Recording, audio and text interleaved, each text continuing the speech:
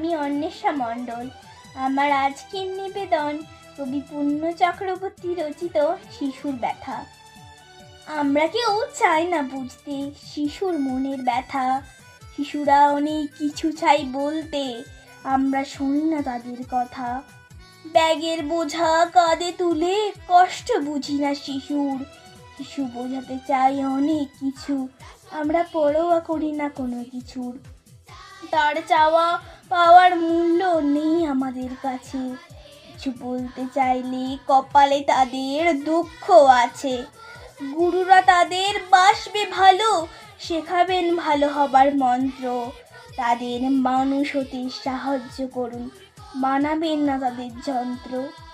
আমরা নিজেদের সমস্ত সম্মানের কথা ভুলে শিশুদের মানুষ করি সমস্ত শাসন তুলে।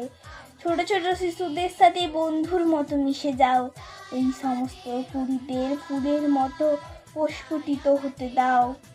শিশুর কথার গুরুত্ব অবশ্যই সকলকেই হবে দিতে, যদি আপনারা শিশুর উজ্জ্বল ভবিষ্যৎ চান নিতে।